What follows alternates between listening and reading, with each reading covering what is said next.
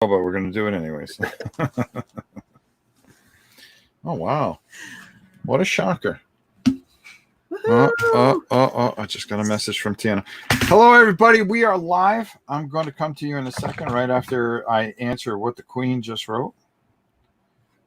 Helen, say hello. Hello, everybody.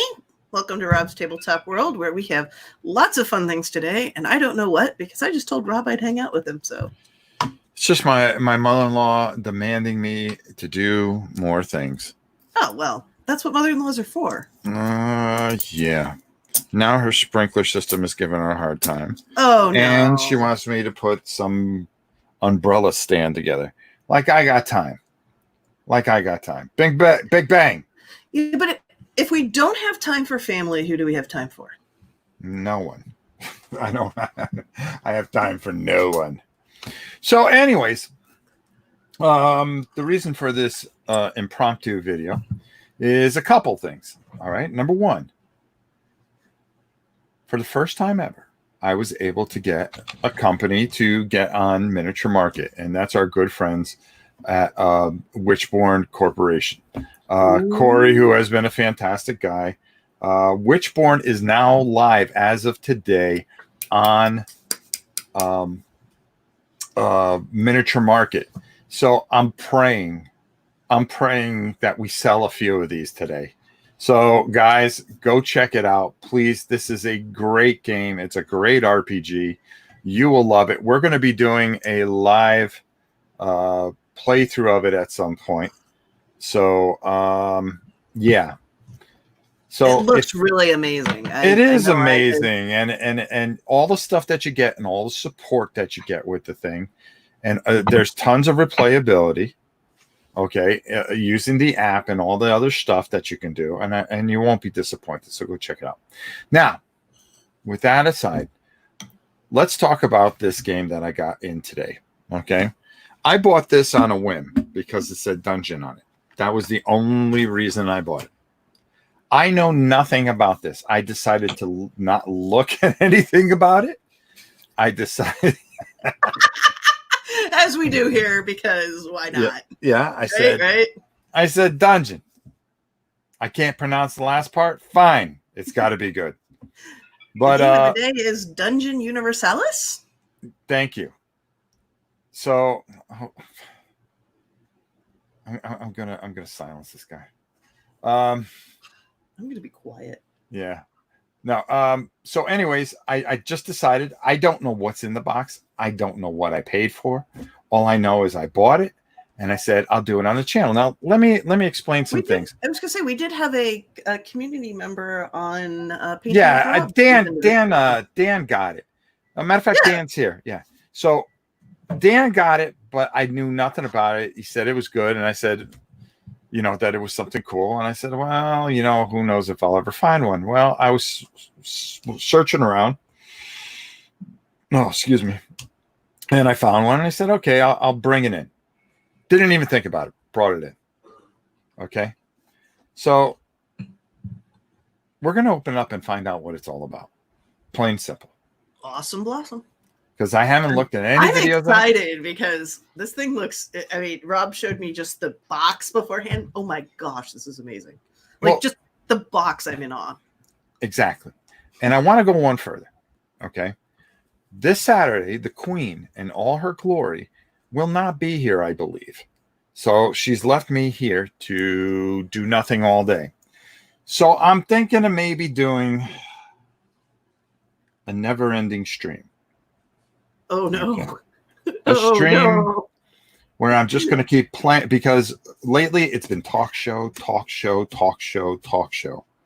Now tomorrow we're going to do something. We're going to play something.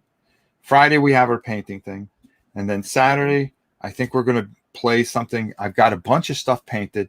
It's about time I play a couple of these things and we see what we think of it. If you're watching, remember that or check the time on the paint, because it did change. Yes, it's 3:00. We went back to our 3:00 just to finish out at 3, so her and I can actually have a weekend, and then or charge up and figure out some things. I got some really interesting things I want to play, and I think we'll have a good time. And I think you guys will be shocked at what I'm super excited. what we Hopefully, have. maybe we can do some. Well, I think. Maybe we can bring some community members in to help us figure out some games. And well, that's what I'm thinking. I'm thinking of doing it live in this type of form, especially since you and I have just figured out how to do something. And we were just complaining about it, and we just learned how to do it. unbelievable. Okay? I can't believe it either.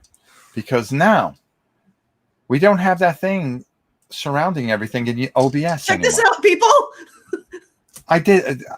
I don't know how I did it. I don't know how I'll ever get it back. But I was able to do it. I said, let me try. We're not arguing with success right now, folks. No, right now we're not arguing with success. It's been a wicked week. We are not arguing with success. We have not had a very good week. So but to we're all going to those do out it. there in YouTube and Twitch land, hello, and we're sorry if Board Game 3R. He says, I have Dungeon Universalis, and it's great. Board Gamer in Leet Speak. It's Board Gamer in. Oh, okay. Why don't I put on the glasses? You know. All right. So we're going to open this up. I haven't even opened this up. Yeah, we're going to. Isn't that huge, James R? Yeah, Crazy. I mean, this thing is pretty decent size. We're going to see what's inside. How much does that inside. thing weigh anyway? It's got to weigh, I don't know, about 10 lot. pounds, 10, 20 pounds somewhere. Jeez. It's got to be about 20 pounds somewhere in there. Jeez. I'm in awe. I really am. It looks so cool. I was sort of enjoying, I loved it when Dan was kind of showing it off a little bit on his channel. But see, I didn't pay attention. I didn't want to hurt his feelings. When he was painting, it looked really I was just and then to see it here, where I know I'm well familiar with your setup, and so I can better gauge it's absolutely 10K. It's 10 kilos somewhere abouts. Well, there you go. Well, here's the funny thing about it is Dan said he got it, so I didn't want to look at it because I said, if I look at this, I'm going to go buy it. So what happens? I just go buy it anyways. You went and bought it anyways because it had the word dungeon in it. Yeah, it had the word dungeon in it. And Dan bought it, so I can't let him outshine me. Well, also, the only limit is your own imagination. And we all know Rob has a vivid, yeah, it's pretty messed up. All right, so, that's a box cover right now. So is this a used copy or? No, this is brand new. Uh-oh. Brand new, awesome. Oh, a little banged up here. We got a little bang up here. All right, this book is pretty thick. This rule book. Uh-oh. Oh, whoa. This is quick reference rules. Oh, good. There's a quick reference. I think that might need to go to the. Okay. It's just kind of showing you. Where are the actual rules? How many rules? Well, no. Okay, there's some playthrough there. Character creation. Awesome. I like that it has a playthrough because I find a lot of games especially like this, they're kind of complicated. I like where they step you through, The dark player. Okay, so that is going to be the player that plays the bad guy side. Can you play it solo? Uh-oh. It might. Well, there's a lot of. Let's find out. Because I don't know what I bought. It says the Board Game Geek page does say it's playable at 1. Okay, so here's the thing. Let's take a look here. There's 117 pages. Artificial dark player. That's what. Okay, there you go. There we go. So that's how you play on yourself. You have a quest sheet. You got a campaign map. Although if there's several of you, advanced rules. We have said Board Gamer and Dan both have it. Maybe we can. There's a possibility for a much like our. You figure it out. Special quest book for heroes. What if I don't feel like being a hero? Yeah, I know. Use that quest book, right? Yeah, this is okay. King Fat, hello, welcome. How are you? All right. We'll go through this. Whoa, this is a campaign book that is. Oh, Nelly. All right, now this you want huge. Okay. Wow. Okay, so you're not playing with a lot of tiles or anything like this. It's not like some huge thing that you're going through.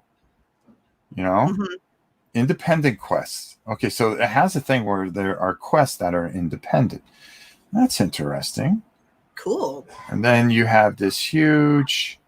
So this is sort of. Oh yeah, It's got a little bit of a gloom. Yeah, only. Yeah, it's got a little Gloomhaven feel to it. Gloomhaven with the hero. Yeah. Oh. The beastry. That's scary. All right, so this is all bandits, elves, reptilians, beastmen, rat folk. Can't wait to play it. I know. I'm sort of with Rob. Yeah. I wasn't actually. I skipped the Kickstarter on this intentionally because I figured I had Gloomhaven, and now I'm seeing it. Creatures of the night. All right, so we have like a water board here. Oh no, this is just a map. Okay. Whoa. All right, so this does have a little bit of that Gloomhaven thing going on. Yeah. All right. Okay. All right. I'm interested. Do I have enough room here, or do I have to back this thing up? Should I back up the camera a little bit? Well, the map doesn't even all fit. Yeah. Hold on. And we're only on map 1. Yeah. There we go. Map. Then on the other side here, there's just open sea. For sea battles? Okay. Maybe. I'm in. Okay. All right, what else do we got here? Yeah. Whoa, what's this? Oh, this is for the dark player. So we have that's a nice quality GM screen. It's a GM screen. Kind of gives you I don't know. I'm looking that up, James. What was that? He asked, how much is this bad boy? Well, you got to find it. So this is a envelope. I don't know what for. Oh, just okay. I don't know. Send me, it says. Where do you want me to send you? All right, so you get some of these envelopes. I have no idea what they're for. This is a bookmark, which probably going to need. And this was kind of banged. This was the only thing that was kind of banged up. But it seems like these are just kind of, all right. So this kind of keeps your stuff separated, I think, somehow. All right, let's just pull this out. Armor, magic things. Hold on. Let me just pull this out. Weapons. All right. There we go. All right. We'll get this out of here. Add it to the pile of junk that's got to be thrown out that I leave on the damn floor that I should pick up or I'm going to get yelled at. These are for saving your games. Oh, okay. So you can save your games in those envelopes. All right. According to the Dungeon Universalis website, they are sold out, but they are considering a reprint. And you can email them to be informed about new releases or whatever. So it looks like right now you either have to find it on the secondary market or wait for a reprint. And that's what I did. But we're going to play it so you guys can experience it. There you go. So these are the player sheets, I assume. Yeah. And you got a few of them, so you can have a few players with you. All right. Let's put that down. And then... All right, we're going to open this up. I'm going to take this out of the way here. We're going to move that. There are a few copies available on eBay, and they're insane. Yep. Just like me. All right. So this is where the weight really comes from. Okay. So let's just open this up, and let's see what we have in here, folks. If this is a game that you can keep in front of you, that'd be kind of cool. All right, let's just move that stuff over there. There we go. All right. Yeah. Oh my gosh, look at all the tokens. Yeah, that's a lot of tokens. Hold on. Holy shnikes. I'm going to adjust this camera just for a second there. There we go. So I can handle it. All right, there we go. All right, so Yeah. And wow, look at this. Holy There's a cow, lot. it's that, man. Yeah. There's like carts and all kinds of stuff. Okay. So actually, it's almost like terrain in a way. See these chests? These can be replaced with some of those WizKid chests that we had yesterday.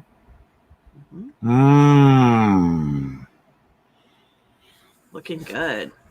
You know, we have what it looks like five and a half ish by 5.5 ish terrain tiles. It looks like 1, 2, 3, 4, 5, 6. I would say 6 by 6. 6.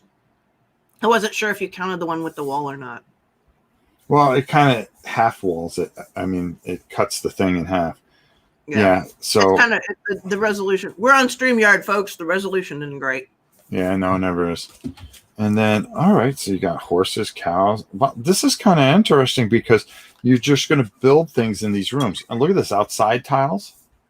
Oh, okay, so they're two-sided. Okay. A fatal paper cut. She just got this and sorted it myself a week ago. Neat. Nice. All right, so is this like Gloomhaven? Is this the like pour yourself a glass of wine or whatever your favorite beverage is and sort? Well, look at this. This is two-sided. So one side you got horses and cows and stuff like that, and other things, and then on the other side you have even more little hallway kind of tile things. Cool. All right, hold on. What's on the other side of this one? Shoot! Whoa, Doc. Remember we had that board over there. Yeah. All right, hold on. I just want to make sure. Wait, and we had ships on one of the other ones. Yep. Look at that. Okay. So some of this. Okay. So all right. Okay. Yep. Okay. All right. Believe me, I'm not going to milk this for an hour and a half. Okay, there's the boats. But I am curious of what goes on in this thing. And they sold out. Okay, here's probably a turn counter or victory point or something. Something, yeah. Well, that's a pit, if I've already seen one. Sorting and then replacing the cards. But what? Oh, come on. Don't tell me the cards they made errors. If they did, I'm going to deal with it. Just going to deal with it. Looking good. All right. Oh, my God. There's plastic everywhere, folks. Yeah. Yep. So, wow. I mean, you get a bunch of rooms here. That's for doggone. Wow. Yeah, look at that. Look at the size of this one. That's a big one. Yeah. That's like. Oh, and then we're outside. Yeah. Then you're outside. Thing. Okay. Well, I like this. Standees. Yeah, nothing to paint. I like standees. We like standees here. We like standees. I actually like the way that a lot of these big games of. They give you a choice. I'm a huge fan of the single-sided tokens, but everything else is solid. Yeah, I like the fact that a lot of these big games, sort of are following in the Gloomhaven, where they do the heroes as miniatures, and then the foes are all standees. Well, look at all this stuff. This is kind of like a beholder, dude.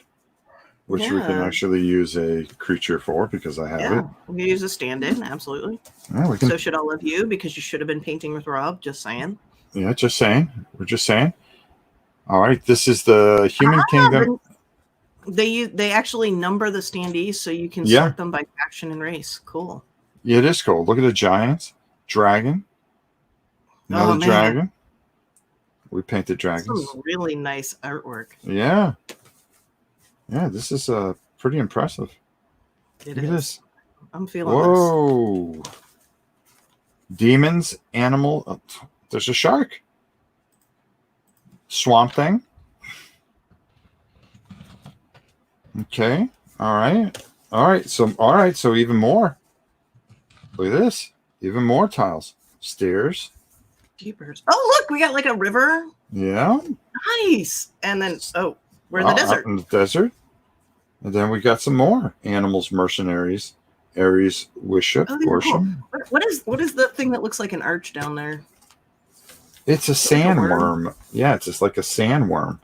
Oh, cool. From like Dune. Okay. Only not Dune. Only not Dune. We can't say that. That's like copyrighted and stuffs. It sure is. Tree dudes. These are all heroes. Okay, and some more tiles. So you get a lot of tileage. Yeah, that definitely would do the 10 kilos easy. Ooh, we got a summoning circle, it looks like. Yeah. Okay. And then some more stuff. Interior, it looks like. Some wood floor. There's a dock that you can just put on your thing. Yeah, and then finally that. Spooky Eldritch Light there and a spell pumping. All right, there's more stuff in here, so let's find out. No way. That's not it? That's not it. Holy moly. All right. So you're going to get... It's like character cards. Character cards. Oh, this is for the campaign. Okay. We got dividers that have actual... Tons of stands. Standy box. Yep. Dice. Lots of dice. Oh my god. And some money. Gotta have money. And enough cards. All right, so I'm going to have to learn this, aren't I? All right, those of you in the chat that know how to play this. Let me ask you: Were there miniatures for this? Dan must have got the version with the miniatures. Mm-hmm. Glowing turtle. Hey. Is there more to this than just this regular box set? That's an interesting question, isn't it? Mm-hmm. Bard. There are, but you can proxy anything. Okay. I'm looking. I'm checking out the page. Use cards from this deck to replace their counterpart cards in other decks. These are the correct ones and eliminate some errors. Oh wow, this could be amazing. Game line. Game line. Thank you, bro. I'm gonna do it right here, right in this box. Oh boy. Here we go. We don't miss a trick here. Oh, we got the music.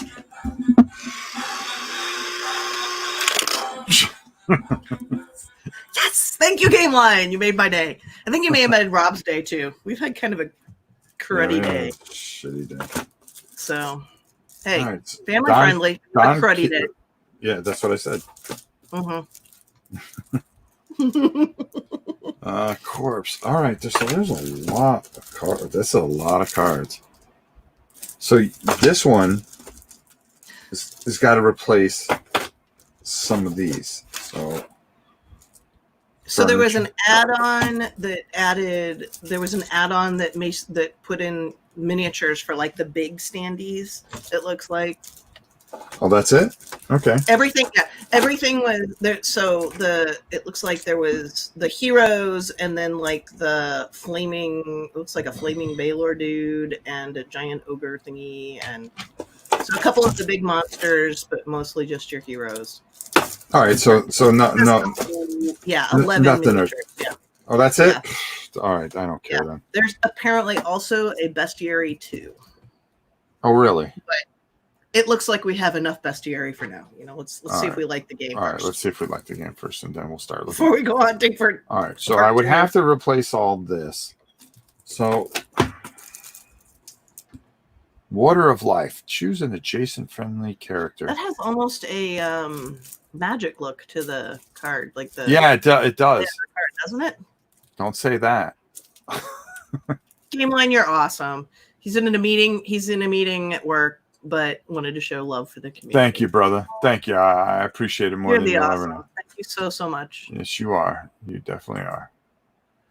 The box. A Fatal Paper Cut says the box was designed to fit like everything in it, and so it's a little big if you don't have like some of the extras or whatever. Oh, there's extras that we're missing? Well, like the miniatures and the second bestiary and things. Oh, all right. Well, I'm not so the box is designed to be big enough to fit everything in. That's the spells. I'm not sure what's the spells, but something was the spells. This has got to be. One? I think so, yeah. Sweep. Requires the use of an action. Sweeping effect. Okay. All right. So this is something that I don't have to paint, which for once sounds pretty good to me. So this game I'm loving this. This game just rocketed to the top because there's no prep on it and learning the game. The first thing I'm thinking, I go, well, by the time we get to this, so Does now anybody it's just know this game want to teach Rob? well, I mean, it's just a matter of learning this game now and getting all this other stuff kind of sorted. Well, you can kind of see that like, you know, pretty much everything is going to fit down in that bottom. Well, yeah, that's pretty cool, right? Like that. You might want to put those guys down with the cards. Yeah, that's you probably hit that on the head there. Oh, there's cards to make your own characters if you know. Oh, you can make your own characters. So this thing just keeps going. Yeah, so this thing gets better and better. All right, let's put that down here. Yeah. That way they don't get further monkeyed up.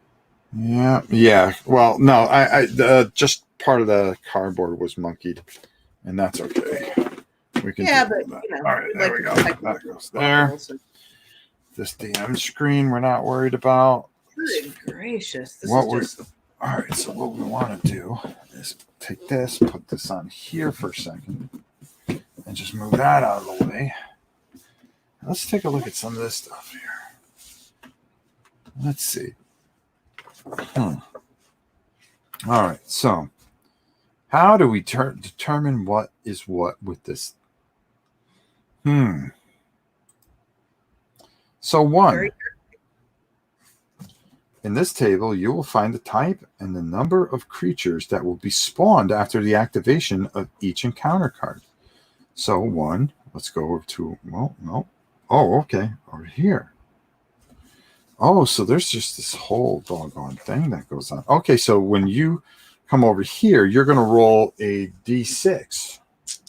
Oh, so it's 1d6, and you're going to roll 3. You're going to come down. VP, 1 skeleton with short bow, 1 skeleton with spear, and improvised shield. Enemy spotted. VP, what's VP? Victory points. Yeah, that's okay. Yeah. 1 mummy, 4 zombies.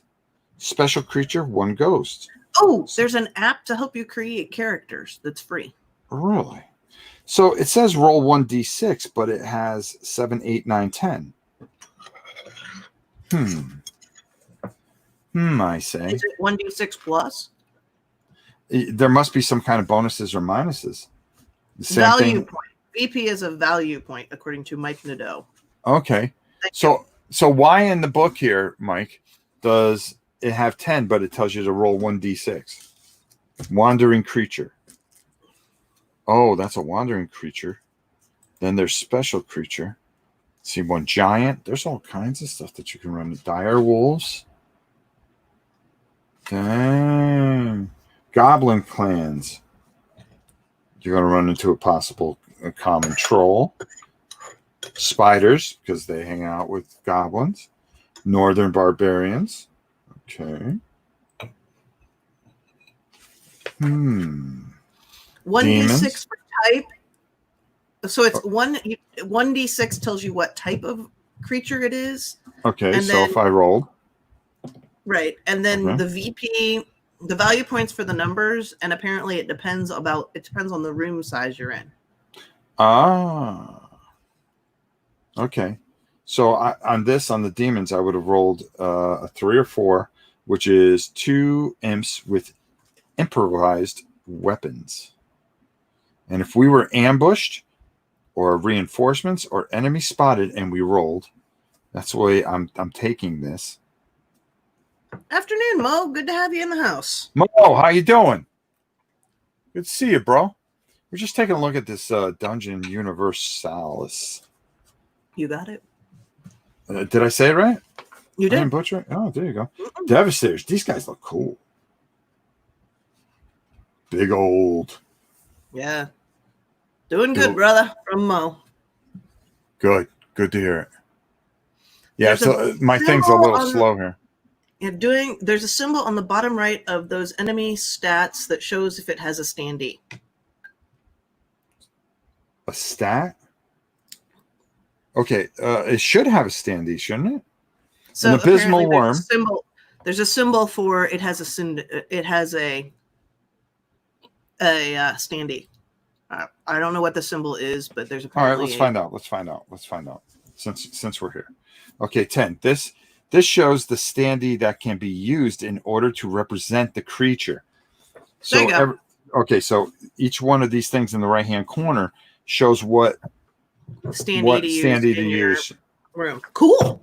Okay. That's awesome, because then you don't have like, apparently they did it so you don't have like a bazillion standees. You can kind of, one standee could be theoretically several creatures. Hold on. Awesome. Okay, so here it would tell you if you were facing the goblin clans, if you were facing something with the whole goblin clan, the number of the standees that you would need to generate this page, and that's all right here. Okay. Wow. So there you go. This is sort of this very much feels like board gaming meets like classic RPG. Yeah, it does. It has that feel right out of the bat. I can say that. M for medium, L is for large, and S is for small standees. So. And XL is for extra large. I figured that one out. Good job, Rob. Hey, that's what I'm here. You get it. Got my game also today. Super excited, says Caldor. Good. Looks pretty slick. You got to pronounce it. And I didn't butcher it, Mo. If you give me a chance, I'll butcher anything. Give him a minute or three. We'll get back to butchering things in short order. I got to make sure my whistle's wet so I can butcher it. Excellent. I've had my tea also. Mine's just warm. Hosts of Bandamore. Now, some of this stuff would have been cool to paint, but hey, I'm okay with this. Rat folk. Come on. Oh, wait. Are there any? There's no standees for the rat folk. Okay. What's up with that? So how are we going to fight the rat folk? Apparently, you're just supposed to smash them out of existence without having to put them in the room. Cat folk. Dog folk. Dark elves. Don't have any reptilian amphibians. Dwarven kingdoms. Proxy minis. Yep, definitely. Okay, so you need proxy minis for these, I would assume. Okay, bandits. Okay, we do have standees for bandits. So why would you put them in the thing if you didn't give standees for them? You should just give standees. Jupiter Sun.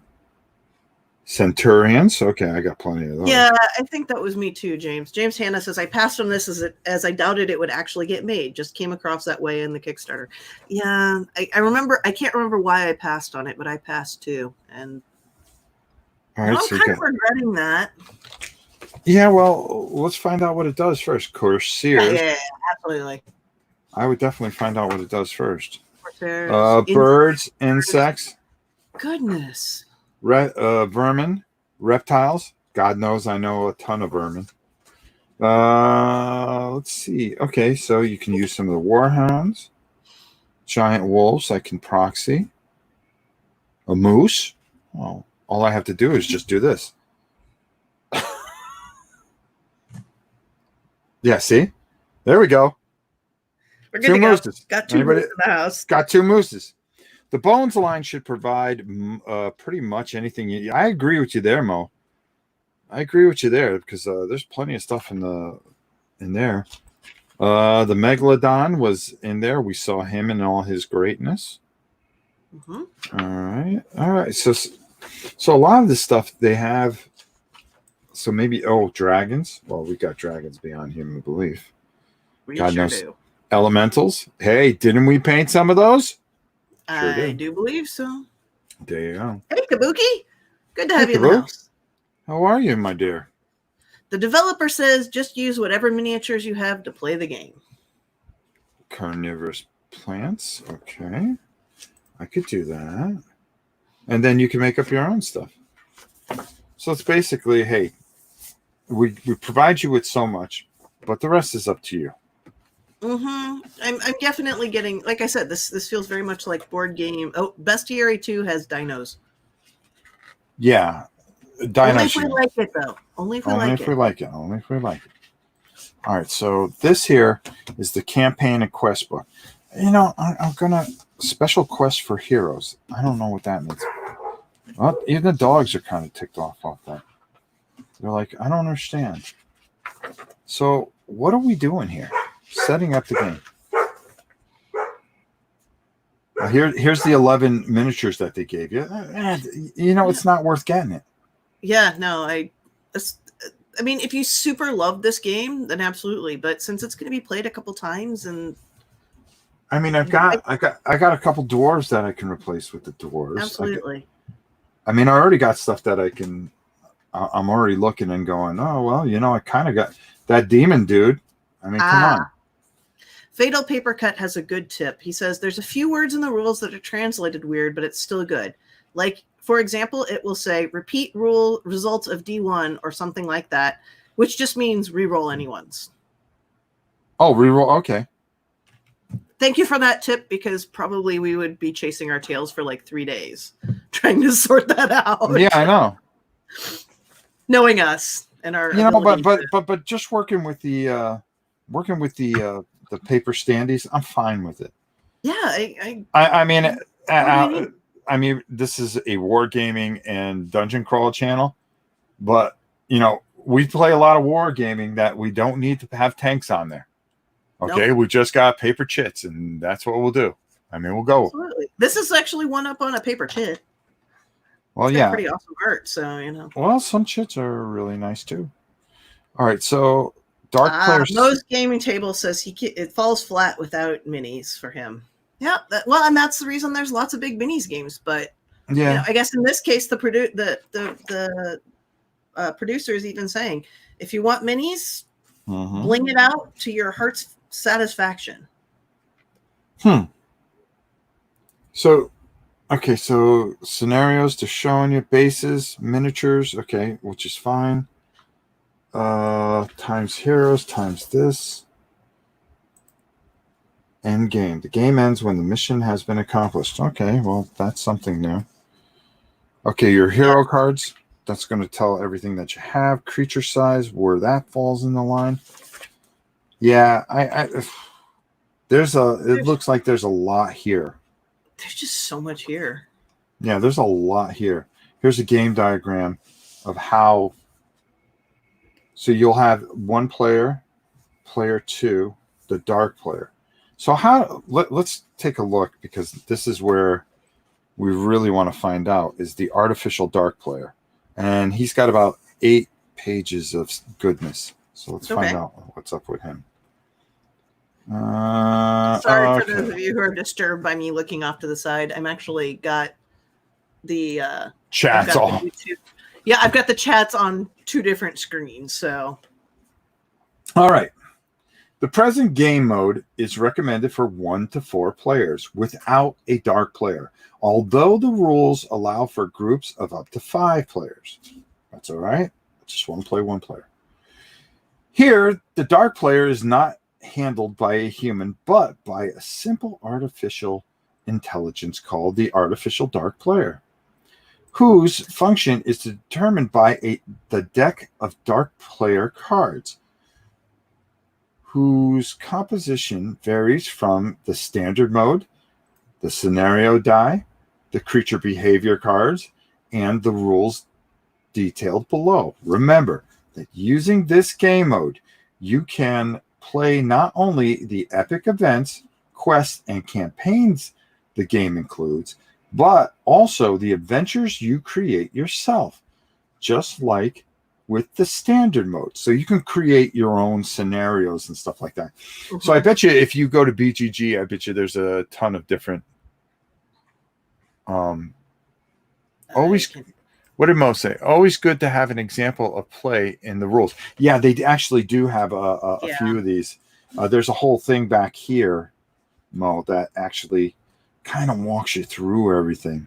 Yeah, see, I'll read this next. How to play. Now, let's see if we can figure this out, because maybe we'll run this on Saturday. What do you think, Helen? I think that sounds like fun. Are you busy? I don't think so. I don't think I have anything on Saturday. Maybe you and I will take a character. What I'll do is maybe I'll take a picture and send it over to your email of your character. All right. And then you got that printer, right? That color printer. I do. Mm-hmm. So you just print out the picture. Yep, I can print it out and let me know. I mean, I can have my dice ready and stuff like that too. So. All right, we can figure it out. I'll take a look. I've just got to figure out what goes on here. Okay, you will have to observe the rules included. Dude.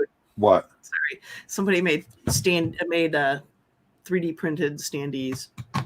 3D printed? Yep. Can you share it? For the standees. Oh, 3D. Oh, bases for the. Oh, that's kind of cool. Mm-hmm. All right, where was it? You could do game inclusive, just like the standard mode.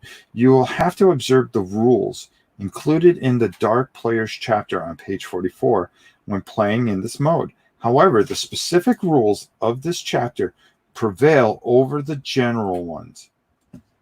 Before the beginning of a quest, one of the players will be appointed as the game's conductor. Okay. He'll be in charge of reading the quest sheets, activating the iCards or whatever, and characters, as well as deciding which skills are most beneficial for the characters and creatures on the side of the eye symbol side, or making decisions in case of doubt. He will have control of the eye symbol characters, observe the general and specific behavior of each type of creature. If there are several players in the game who wish to play this role and they cannot agree, a random. Oh, okay. Well, that's silly. I think we can agree. We can agree on that. So there's a scenario dice. There's an obstacle deck. There's an encounter deck and a power deck. Draw as many power cards. Okay. There are some additional printable standees on BGG that include the rat folk. Oh, really? Mm-hmm. Okay, because I'll print those out and laminate them up. Yep. Okay. That was Mark Nadeau. Okay, cool. If there's additional characters, I'll just print them out on cardstock and then just laminate them. Sure. Absolutely. And that's then we're good. Bless you. Thank you. Sorry, guys. All right. So yeah, look, I hear you. We were just commenting on that. It's almost impossible to get. It's not available from the manufacturer anymore, but they are seriously considering a reprint. So, fingers crossed. You can go on they have a webpage, Dungeon Universalis, and it has information on how to contact them to get on their list. So there's a whole thing for character creation and so forth and so on. Goodness me. Okay, here we go. Thank you, Serial. How to play. All right, so I'm going to run through at least 2 turns. It has 4 turns here. Okay. Here we describe 6 turns, both of the heroes and the dark players, so that you can visualize the mechanics of the standard mode and the different actions available. All right, let's see what we can come up with here, miss. Here we go. Waiting on bated breath here. Turn 1. The heroes begin. Each one starts his activation on the starting marker, revealing the first section. In front of them, there is a corridor. They see a closed door on the right side of it. At the end of the section, there are 2 exploration arrows. So if a hero steps on one of these squares, or if he decides to open the door, a new section will be revealed. So you're going to start with one of those sections. Oh, I should have popped a few of these things out. All right, but I think you get what I'm saying. So you're going to have one of those sections, and then when you move to another section, you're going to reveal another section. So it does have that Dungeons and Dragon type of feel to it. It does. Sort of like, I was going to say, that feels a lot or like Warhammer Quest. Yeah, the D&D adventure game series where you step on and then have to find another room. For those of you who are interested in following along, the publisher has made the first 72 pages of the rulebook available online. So really, yeah, on BGG, the first Pages are And there? I had to pay for it. Borgon, the Rune Master, decides to activate first. He's not too good at exploring, but he's better than Shara, a knight specialized in melee combat who wears heavy armor. Borgon decides to advance 4 spaces, javelin in hand, and gets adjacent to the door. He wants to use his action to open it, but the dark player declares that it is locked. In order to do so, he activates a locked door card. A. Oh, A. Okay. Oh, so one of these cards has a symbol on it in his hand. So you have cards in your hand. Okay. A locked door card in his hand and pays the number of reserve points shown in the card's upper left corner. B. 1. Okay. Therefore, Borgon decides to use his action to unlock the door stealthily. I almost butchered that one. He takes his pick locks from his back. That's the important part. You betcha. He takes his pick locks from his backpack and exchanges them for the javelin, which requires a quick action. He then tries to pass a dexterity test. He rolls 2d6 and adds the +1 bonus to dexterity given to him by his pick locks. He gets a total of 10 and manages to open the door stealthily. That means easy for you to say. Yeah, I know. That means +1 point on the achievement counter for the heroes. Okay, so there's an achievement counter that we have to learn about for the heroes. If he hadn't succeeded, they could still have broken through the door. But that has disadvantages since they would attract the attention of possible enemies on the other side. Borgon reveals the new section. The dark player must place the tile in the indicated by the quest sheet. An empty room with a cupboard. Shara wishes to advance 5 spaces, but only has movement of 4. She is going to run. She rolls the dice and gets a total of 9. As a maximum, she could double her movement capacity, but she doesn't need it. She advances 5 spaces to position herself adjacent to the dwarf and thus be able to cover the possible appearance of enemies from the bottom of the corridor. Once the hero's turn is over, the dark player turn begin. He simply draws a card from the obstacle and power deck and adds 1 point to his activation counter. The dark player adds 1 for each turn ellipsed, which means the hero should not delay. So every turn he gets an additional turn or activation point. Okay. Right. Turn 2. The hero's second turn begins. Borgon enters the room and determines to reach the cupboard to search inside it. But the dark player activates another card against him before he steps on the 3rd square. C. Right here. So before he gets to the cupboard, he activates something. The dwarf is forced to stop his movement before stepping on it. In this case, it is a card that contains a trap called an electric shock. The dark player plays 3 reserve points to activate D. Okay, D. Okay, electrical shock. So he has this card in his hand. So it's going to cost him 3 reserve points to activate it. Borgon needs a result of 9 or higher in perception test to be able to detect it.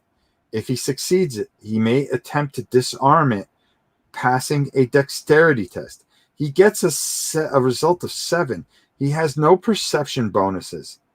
Therefore, the test fails. He steps square on the square, and the trap is triggered against him.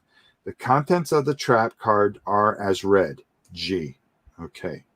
Okay. So far, so good. Yeah. Okay.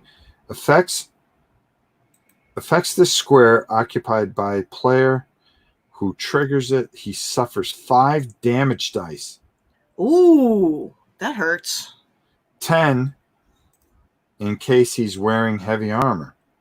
Whoa. Oh, because if he can't get off of it. Yeah, that's true. He's wearing heavy armor. He steps to triggers and gets him in the contents of the trap. Since he's wearing leather armor, light armor, he takes 5 damage dice. The dark player rolls the dice. He must equal or exceed Borgon's armor, which is 4. The results of the dice is 1, 4, 4, 4, 5. Thus, the dwarf suffers the loss of 4 vitality points, indicated by 4 wound counters. Well, how does he lose 4? Which would knock him out.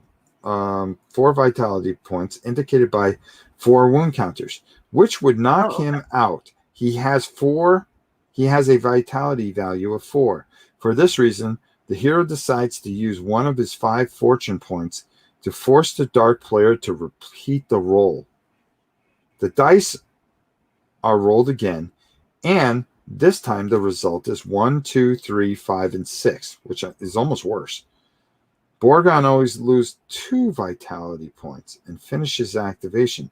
Since he has spent 1 fortune point, the dark player adds 1 point to his achievement counter.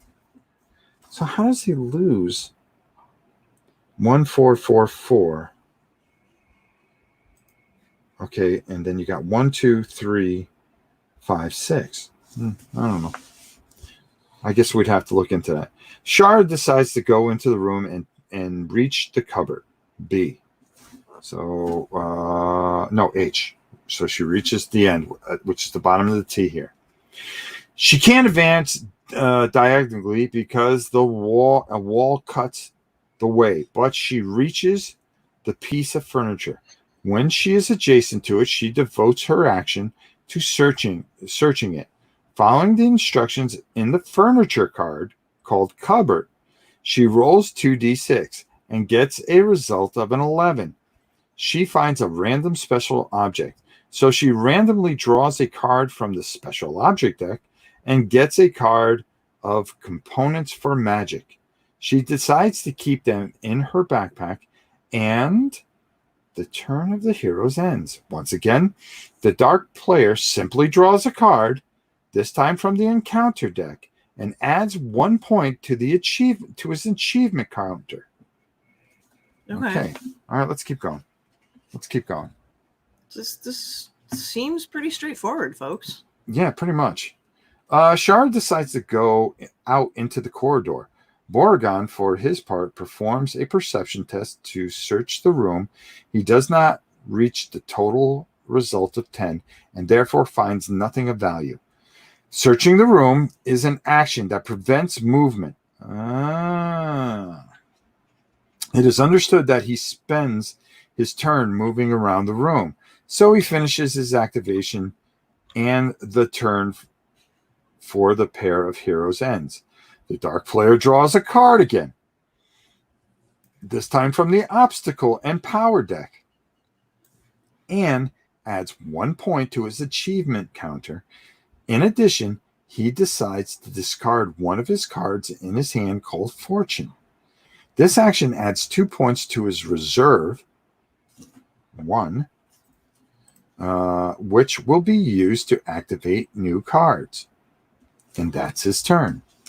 Turn 4. Remember, this only goes through 6 turns. Shara moves right along.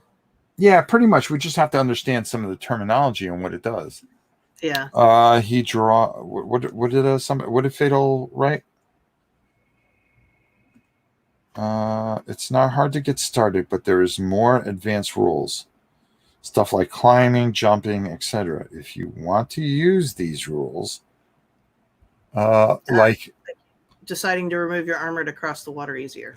Oh, okay. Okay, cool. All right.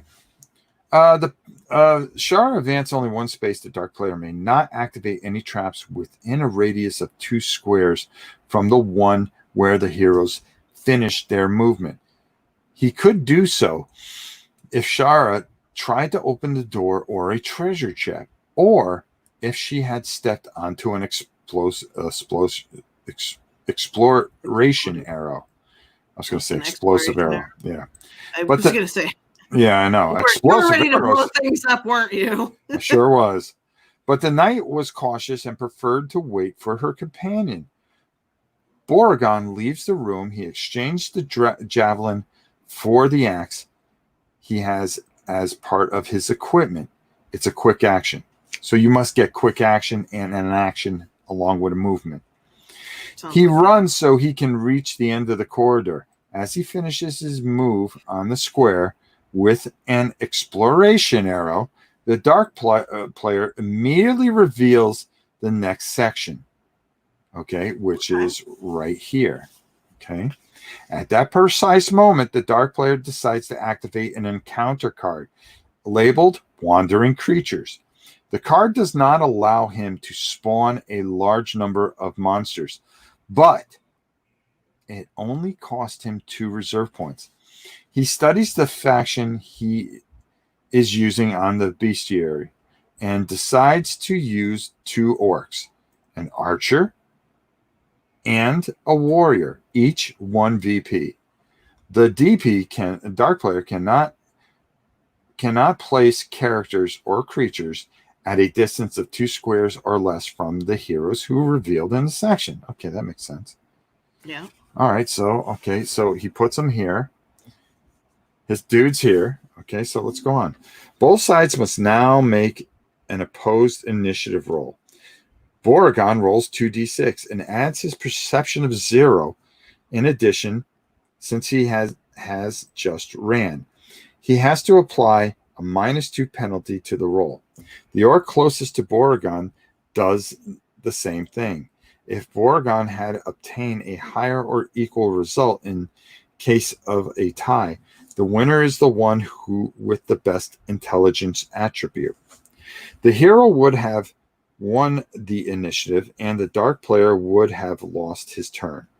But the orc gets a higher result, which means the heroes lose their turn, and a new turn begins for the dark player, who adds 1 point to his achievement counter, taking a new card from the encounter deck, and then decides to activate the archer first. All right, we're almost done here. Okay. The orc tries to shoot. He has no penalties because he did not need to move and is 3 squares or less away from his target. He rolls 2d6 and adds his shooting skill, 3, and he gets a total of 10. So he hits Beauregard. He rolls 3 damage dice. His short bow deals 3 damage dice. His short bow deals. He rolls 1, 2, 5. Only one manages to equal or exceed Beauregard's armor, who loses 1 vitality point. Okay, so that makes sense now.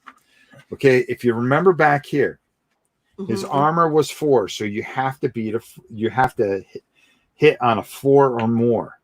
So Gotcha. when he rolled 5 dice, he rolled a 1, 4, 4, 4, 5. That's 4 hits because his armor was 4. Okay. The second time he rolled a 1, 2, 3, 5, and 6. The 5 and 6 hit, which was 2 hits. All right, got this down. Okay, piece of cake. Got this down now. Wow, so the more dice you roll, more chances you have to hit, but it depends on their armor. It costs you. Right.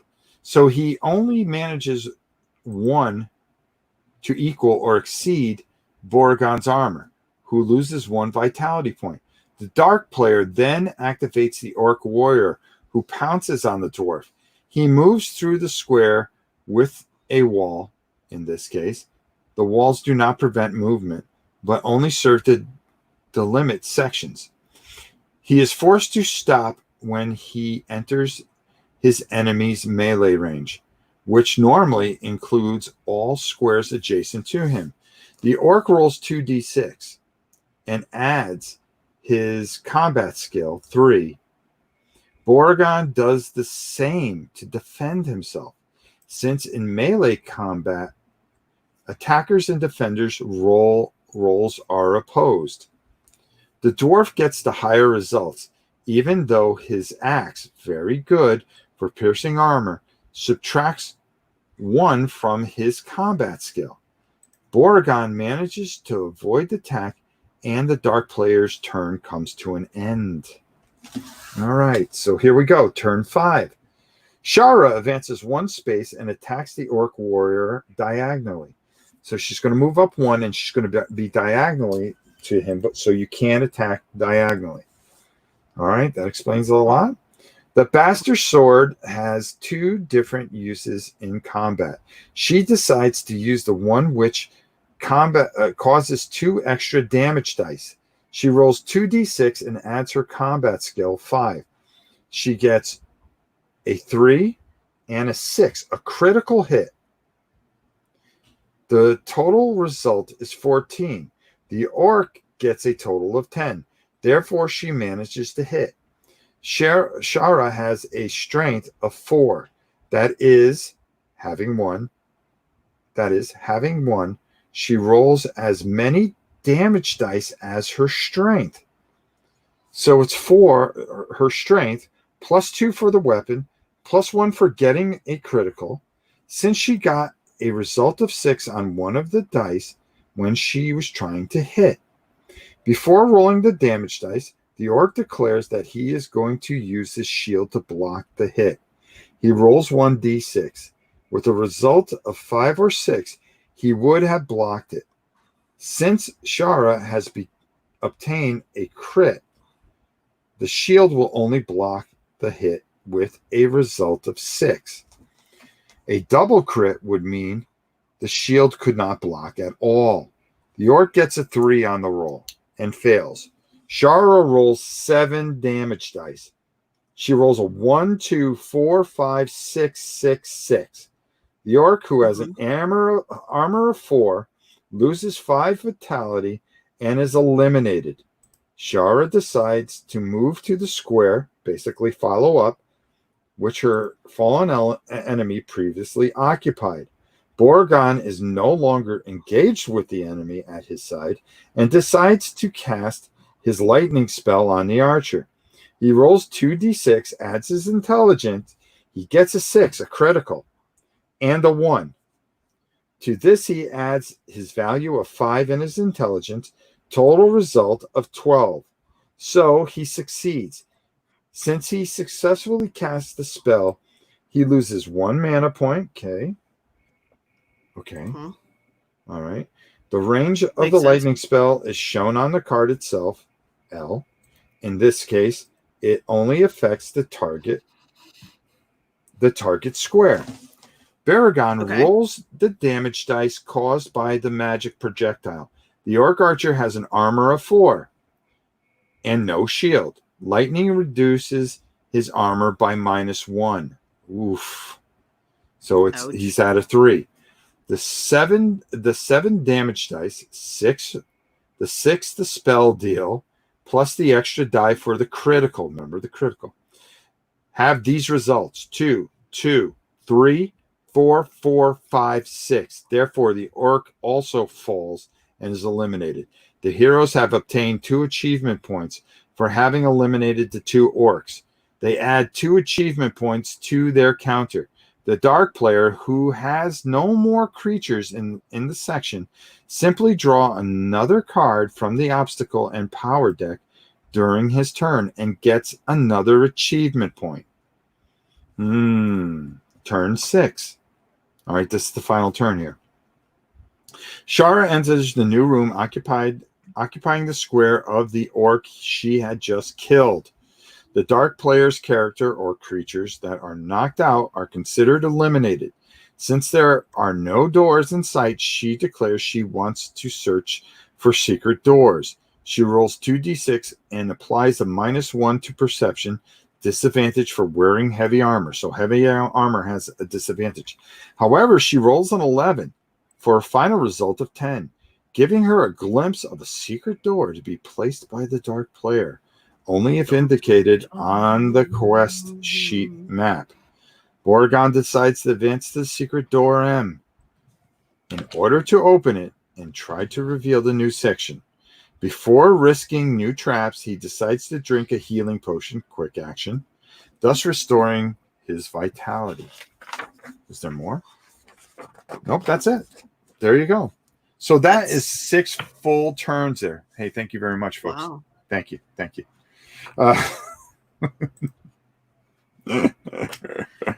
Wow. All right, so this is pretty down to earth. It's just now that you have a little basic idea of what goes on, you got to just try to add all the little nuances to it. Absolutely. Okay, all right. We might see this Saturday. Yeah. Maybe we'll do Reichbusters tomorrow. This on Saturday, and then I want to do a game that I received in the mail from somebody. It is called Red Menace. I really need to do it. It was kind of unexpected to get it. Neat. So I do want to take care of it. Long story that we won't mention. Brandon, thank you so much.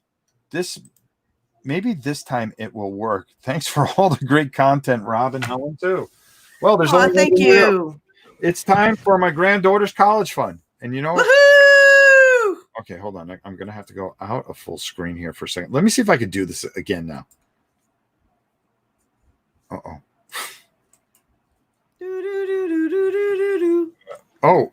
Window. There we go. Windowed.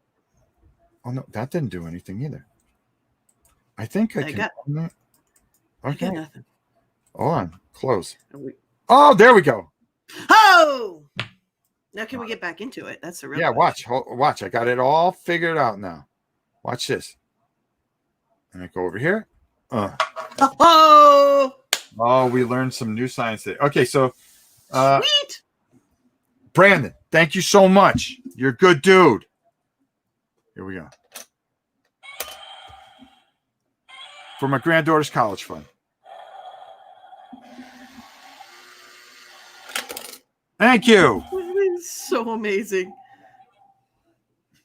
Yes. Thank you, Rob. You helped Kabuki figure out what to get her boyfriend for the next gift-giving event. See, that's what I do. Mo says Red Menace. Yes, definitely Red Menace, because I may do that tomorrow live. Why don't we do that tomorrow live and get that out of the way? And then on Saturday, we can do 2 big games, I think, because the Queen's going to be away. Sounds good. For a good part of the day, because she's got to go out to Lakeland. So while the Queen's away, the mice play. That's the only way to do it. That's the only way to do it. So just be me and the pup. Time to get paid, Godzilla. Yeah, every quarter that goes in there, I count, and then $1 goes into my granddaughter's college fund. So every time you guys donate, which I really appreciate, I basically take it in and I'm putting into now. Oh, I can't say anything, but I definitely want to try. I just put everything into a college fund for her. So when she gets older, she can go to college and be smart like her mom and her Gigi. All right. I will watch it. Well, thank you, Board Game 3D. Board Gamer. That's right. Board Gamer. I don't know why I go 3R. Because it's a 3. Yeah, I know. What can I tell you? You're reading literally rather than leet speak. Yeah, I'm not good at that speak. But again, thank you guys so much for donating. I really appreciate it. Brandon B, a new member. Brandon joined us. Yay! Now we got to go back and we got to add another $1 because that adds to our. Oh, wait, hold on. We don't want to. Wow, that's Brandon. Thank you for coming strong. Here we go.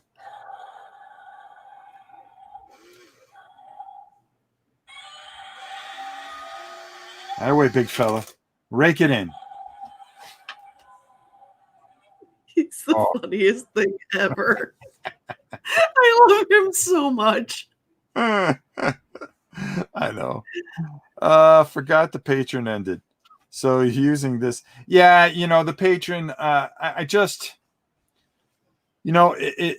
thanks, Mo. I just, I'm going to say it again. We got a lot of it done. We still have some of it to go. I do live up to making sure that we got that done. But it wasn't raising the money for charity that I wanted. We were paying out more than we were helping people. So now I just try to do different things to raise and help people. Make-A-Wish is a big thing for us. A lot of cancer patients we try to help, and we try to help people in the community as best that we can. We just don't have the means to do it like we used to. And, I just couldn't see keeping the Patreon going. Maybe someday we'll run a Kickstarter, but the way I would have to do it is differently. And some of the ideas that I actually have, matter of fact, well, Helen's here. We've talked about this. Is I'm painting games, and then I'm just going to auction off one game, and all the money's going to go to charity.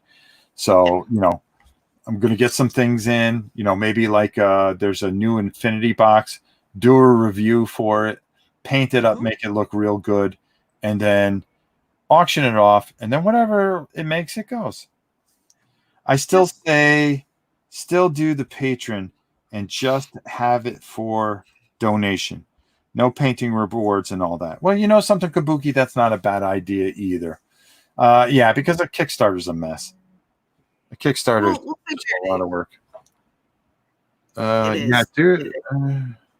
Well, not only, and the Patreon honestly was a lot of work too. But for those of you out there that have not gotten your Patreon stuff yet, we're well aware that there are still a very few of you out there. Yeah, there's not many. I painted 360 games so far. But if you are one of those few that does not have it, I think it's 361. Yep. I am working at auranites.gmail.com, my usual email address here. Send me an email. Let me know you still haven't gotten your Patreon stuff. I'm going to compile a list and get it to Rob. We have not. And then we'll contact you. Yeah, and then we'll contact you. There are some things that I have here that people have sent me that I'm working on, and I'm almost done. Normally Rob takes care of it, and I wouldn't be able to help to give you much other than email him. But there is a bunch of stuff going on behind the scenes right now, and painting contest that's going on. Also, Rob's email is just flooded, and so we're kind of concerned that if you email him, you'll just get lost. Yeah, because I'm trying to deal with some other things that, again, we normally pull back the curtain, but sometimes there's just times that things are better left unsaid. Stuff going on that's just, it needs to be taken care of, and it's flooding Rob's address right now. So because I'm emailing a million people, and a million people are emailing you. Yeah. So we want to make sure your email does not get lost. So go ahead and email me, Auranites, ORENITES @gmail.com. And I will get that put together and get that to Rob. Don't expect a response right away because, like I said, things are going on, but realize we have not forgotten you. We're going to take care of you. And if anybody holds me to task, it is probably my dearest and biggest part of this channel, my beloved Helen. I'm surrounded by some really great people. Helen, Jana, the people that contribute to this channel, Stephanie, when she does, Tina, when she's around, let's not forget her, all these people have been just fantastic and helped this channel get to where it is and where it's going to go. I mean, we've got a lot of exciting things in mind. People that I've been talking to who I like to do some things with. One of them I know is in this chat right now that I'm really, really looking forward to at some point doing some really exciting things to enhance this hobby, whether it's wargaming, board gaming, or whatnot, and so forth and so on. Another thing I like to announce is that in the next few days, you're going to see up on Miniature Market, we have been able to help this happen so you guys can get more games. Okay. And that is Lock and Load Publishing will be live on Miniature Market. I wanted to announce that here today. You'll be able to get all their products. It is something I have worked on for a long time. I think they are a fantastic, great company with so many great games. Space Infantry, which is like a great, great game. And if you get a chance, go check out a good friend of mine, Nate, who is the Gimpy Gamer, former Marine, probably one of the most warmest and most kindest people I've met in a long, long time. And go over and check his boot camp out. If that does not excite you about these games, go check out.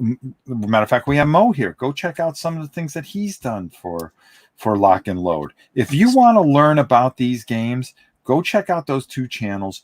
Do me a favor. If you're not subscribed to them, I almost don't even want you here. Oh, baloney. Okay. Listen, these guys deserve your attention.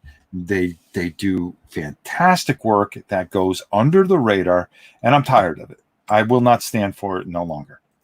Go over there, subscribe, Mo's Gay Table, Gimpy Gamer. Take care of my 2 boys. All right? They're good guys. Things recently on Miniature Market, the Witchborn. Yes. Please, please, please. If you have the means, I pulled teeth to get this one on here. I'm praying it sells out. They have 17 of one and 11 of another. And I'm hoping I'm going to do a live playthrough, an explanation. I'm going to try to get Corey on here so we can get this thing sold out. And let me tell you something. And I really, really, really mean this with all my heart. I am trying to get some of these smaller people onto these online smaller publishers on these online stores, okay, and get them noticed, okay.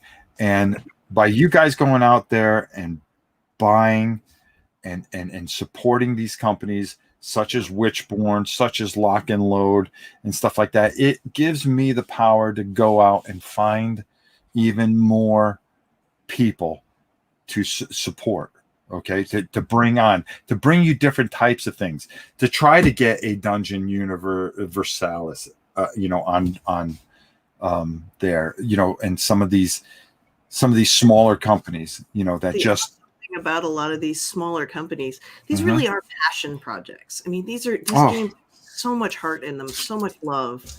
It's I'm sorry, go ahead. Unbelievable, you take like Dungeon Crusade, okay. I'm trying to work to try to get that onto Miniature Market, so it makes it easy for you guys. So when we're giving away gift certificates and things like that, because we give away a ton of that stuff, to try to make it easier for you guys. I really, really work very, very, very hard at trying to make it where thank you things Timothy, are easier for. He actually bought one. Oh, thank you, Timothy. Thank you. I am so nervous about this. I've never been more nervous about anything because I really put my head out there for this one. And community, prove us right. Come on. Yeah, and that's what it really comes down to, is just trying to make sure that I take care of all the people I care about and things like that. So I'm constantly working behind the scenes as much as I'm working on the camera and everything else. There's a lot that goes to this, and I think Mo would attest to this, being in here and hearing this, especially since I'm standing on and preaching to the choir here, or basically just preaching straight out. Period. There's a lot of work that goes into things, and you put your reputation on the line all the time, because you remember when you turn on this camera, okay, people can tell when you are phony as hell. Okay. They see through it. They may not see it in the first year, the second year, or the third year, but eventually they figure you out. Okay. They figure out if A, you're in it for money, B, if you're in it for fame, or if you're in it for the love of the game. Okay. For me, it always was a passion that I have for the gaming community. Okay. This community is one of the most wonderful things I've ever experienced. And, my passion for gaming, to help others, and I was able to do it all in one shot. Now, as the channel grew and stuff like that, and I needed support and help, well, I ended up with, the best that you can ever ask for. Not only a very dear friend who is part of our family, Okay. But someone I trust more than anybody else in the world. And I mean that with all my heart. And she has been such a blessing and a help. And she has not been well, which she'll never admit to anybody, but she powers through and helps anyways. And I'm like, go away for a while. Go and not time off. No, not in a bad way, but take care of you, because I'd rather have you long term and miss you for a little while. But not Helen. Helen's always been there for me. When one of my screws start to come loose, well, she decides to take a wrench and screw it back in and keep me on the right course. And I'm very blessed by that. But like I said, this channel grew, we brought Helen in. And then, we have Miniature Market. And I tried to do so much for them because they backed us when nobody would look at us. Nobody would look at us. I mean, we only had like 2,000 people following us, and they believed that we had a message and that we were going to grow and we were going to be something. And I made sure and I worked my butt off for them because I believed in them, because they believed in me, and I became very, very close friends with the owner. I consider him one of my best friends.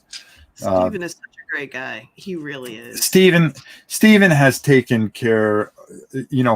We don't make money here. We give money away, it seems. And when there are times that I would like to give Helen a whole bunch of stuff, Steven will just go, "Here you go, Helen. Go do what you want." Yep, he's been good to me too. Yeah, and that's just the type of people that Miniature Market are. And I think you guys need to see that. It's not just some faceless money machine. It is a guy that has gone out of his way, who helped us with charity events. And still does. And still does.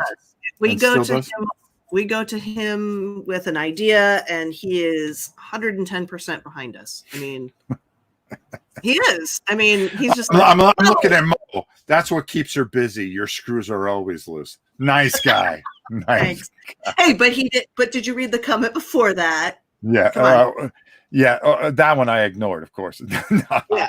Thanks, Mo. I appreciate it more than you know. James says he wants a branch office in the UK to save him. I'll tell you. Hear you, James. I hear you, James. I wish we could, but again, he makes it where it's going to cost a little to get some stuff over there, but he really does try to get stuff and be EU friendly, and I think that really, really means a lot.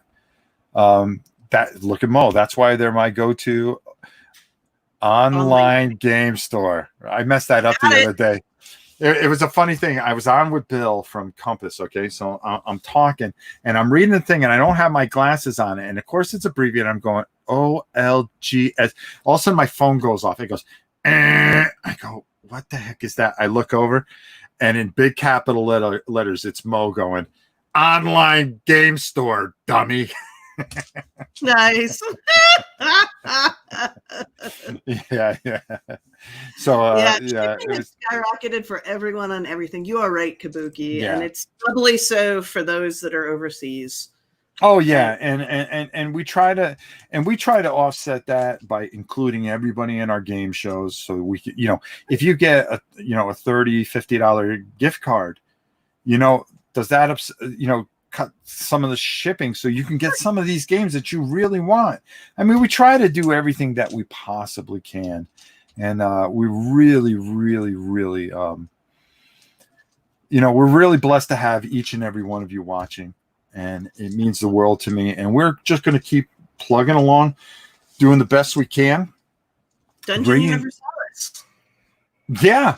We're gonna go learn that, and we're gonna have some fun this weekend. Tomorrow, I'm gonna pick a game. We're gonna play it.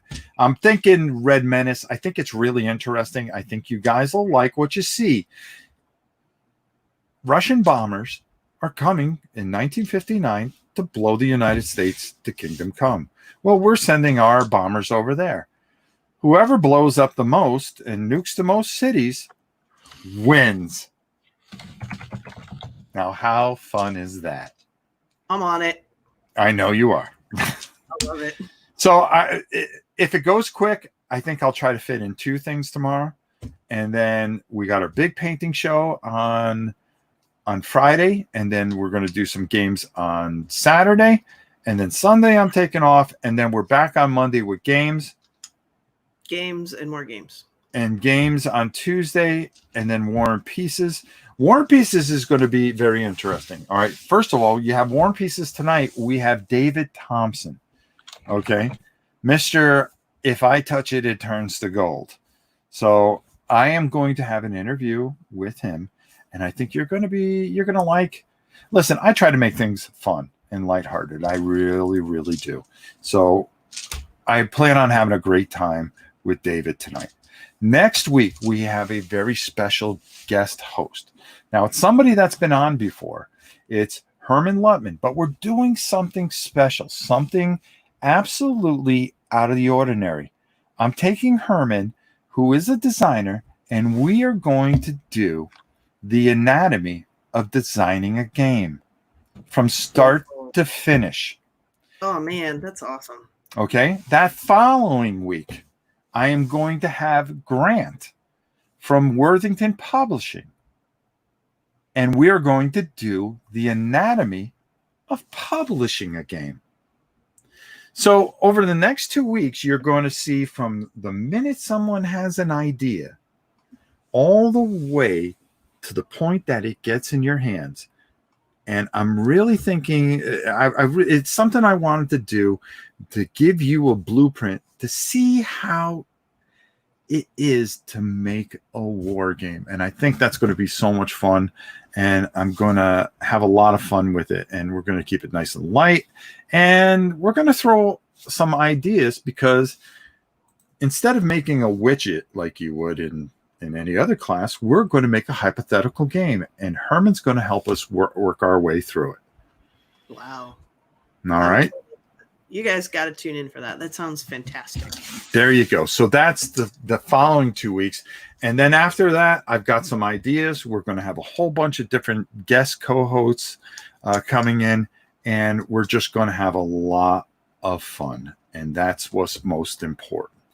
And I'll talk more about War and Pieces in a vlog that I'll be doing, because I know everybody's going, oh, there must be a problem with Dan. No, Dan was a co-host, but you can only take things so far. Okay. And for me, at least, I want to have interchanging co-hosts. I don't want the show to become stale. War and Pieces has been around for 150 episodes. Okay. All right. 150 episodes. Some channels only have 150 videos. We had War and Pieces. We had War and Pieces. I think it's actually more than that, but I know it's more than that. But we also had War and Pieces live before we went to the talk show format. Yeah. So what I want to do is I always want to be creative. I want to have fun with it. I want to interchange it. It's my show that it's my baby, and it's something that's important to me. It's been a review thing. It's been a lot of different things. We've done so many wonderful things with War and Pieces, as it is a homage to an old store in West Hartford, Connecticut, that meant the world to me. And I continue, and my passion for war games stands as strong as anything else I do on this channel. And for me, I just want to make it different, innovative, and fun. And I hope you guys join me for the ride each and every week. So with that said, Miss Helen, it is 2:30. We have another show at 5 o'clock. Yeah, and I got to go get some food. Yeah, I want to go take a nap before we go do this. Absolutely. We'll be back at 5 o'clock with David Thompson. I'm really looking forward to it. It's going to be a lot of fun. And like I said, thank you guys for everything. Helen, say goodbye to everybody, please. Hey, everybody. Take it easy. Come back at 5. Don't forget to like, comment, and subscribe. And until we see you next time, bye. Thank you, everybody. See you later.